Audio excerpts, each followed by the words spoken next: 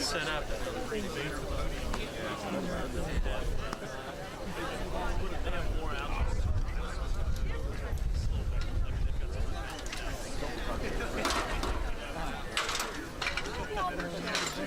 Thanks, man. Well, I have an excellent I got one. Like, this is scary to me. Cool.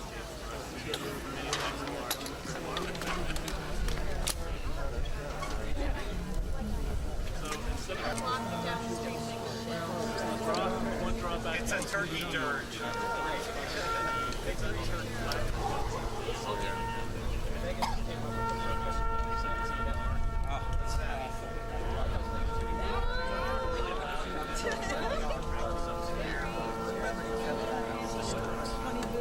It doesn't quite get started.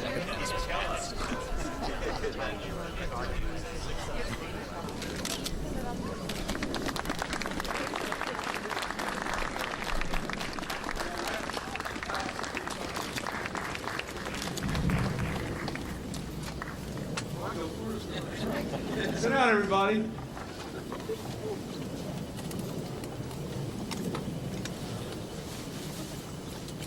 I want to thank Secretary Glickman and National Turkey Federation Chairman Jerry Jerome and President Stuart Proctor for being here. And I want to welcome the young people who are here, especially those who are from the Boys and Girls Club of Greater Washington. I am, what's all that noise up there? What is it? Somebody sounded like another turkey that fly down here.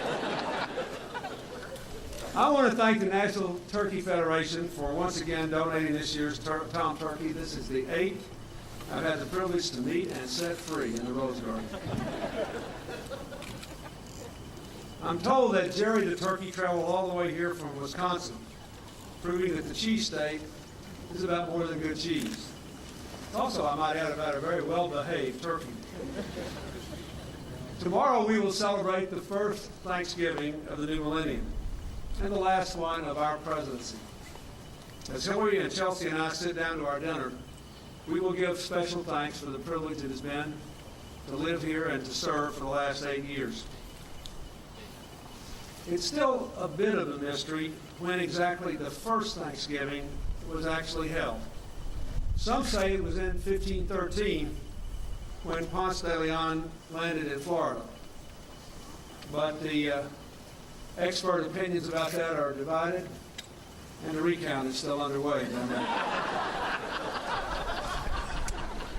Others say it occurred in 1541 when Francisco Vasquez de Coronado arrived in the Texas Panhandle.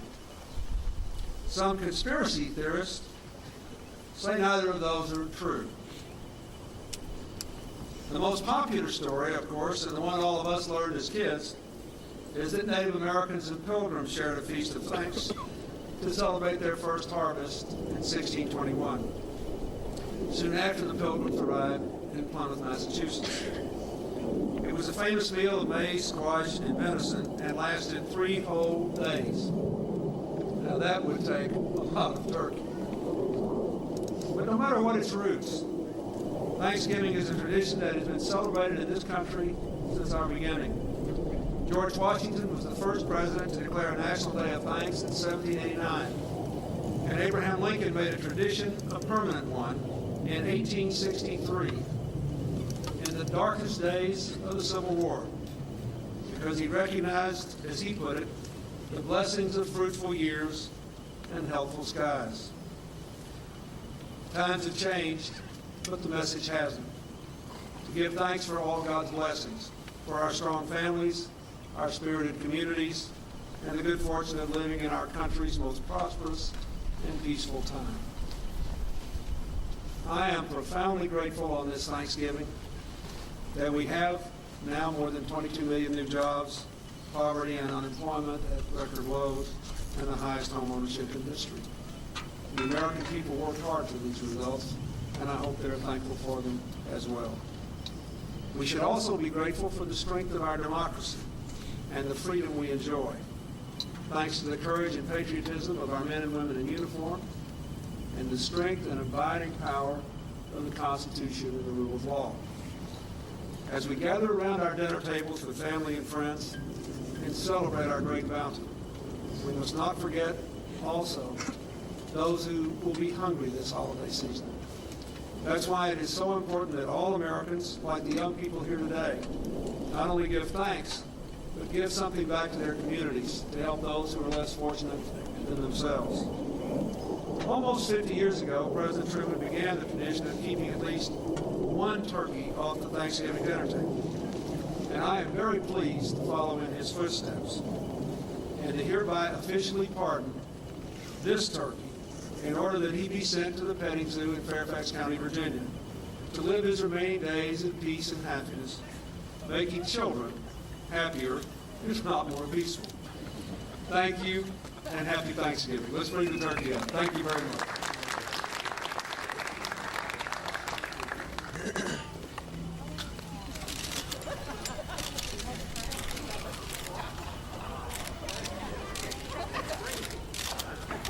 Oh, he's even got a White House pass.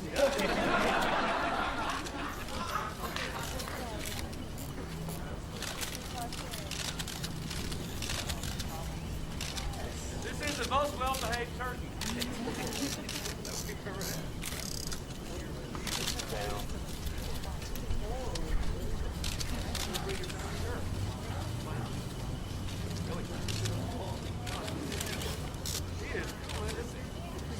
feeling no pain.